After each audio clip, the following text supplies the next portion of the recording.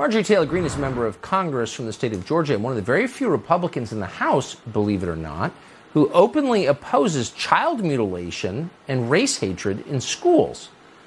So for that, the left doesn't just want her kicked out of Congress, they want her dead. This year, she's been swatted 6 times.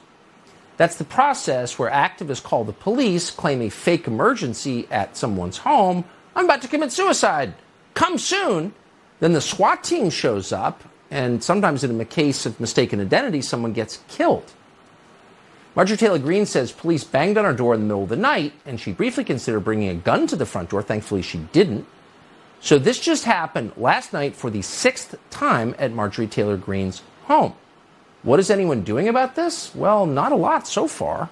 Marjorie Taylor Greene joins us now.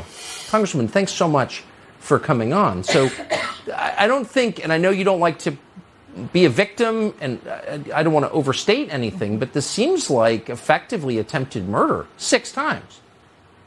Yeah, you could phrase it that way, Tucker. You see, here's the real issue.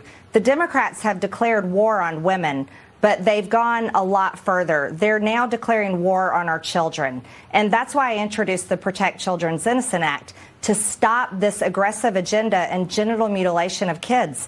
It is out of control. But the same ideology coming from the Biden regime that has declared war on women and children has also declared war on our law enforcement officers. And that's what they're doing. You see, this same ideology from the White House, Washington, D.C., and the trans activist internet trolls that hate me so much and keep swatting my house. Really what they're doing is they're abusing our law enforcement officers. They're wasting their time and their resources. My local police officers support me and are going to protect me. They're not coming to my house to kill me. So these people doing these swatting calls are really abusing the police the same way the Biden administration has attacked our police officers.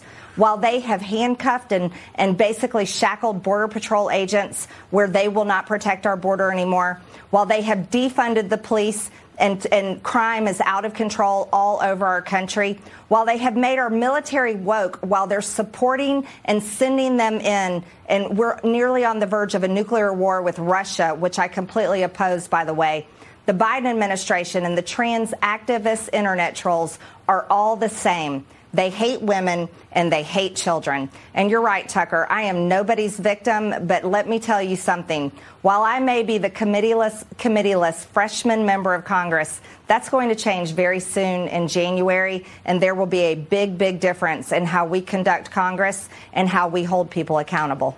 So I have to ask, the local police, it sounds like they're on your side, and I believe that, but DOJ, since you're a federal office holder, would be investigating this.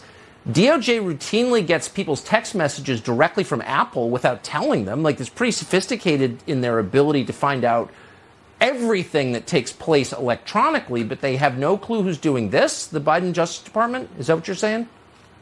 That's right, Tucker. So the Department of Justice and the FBI, the same folks that are able to find the grandmothers that posted pictures of themselves at the Capitol on January 6th, right. The same people, right, the same ones that are going after parents that are holding their school boards accountable for CRT in schools, anti-white racism, and grooming of kids. Yeah, those same folks that are going after the pro-life activists that simply sang hymns in abortion clinics. Those folks can't find these people that are making calls in through federal agency hotlines, sending police officers to SWAT my home. So I'm not so sure about what's happening there in the Department of Justice and the FBI, but the Biden administration and their ideology, what they want to do is they no longer care about law enforcement. They're communist. And so they want to abuse our law enforcement agencies all the way from Washington, D.C. to local police and use them against their political enemies. There is violence at the heart of their ideology. There's no doubt about that. Congresswoman Marjorie Taylor Greene, thank you for telling us about that. Thank you.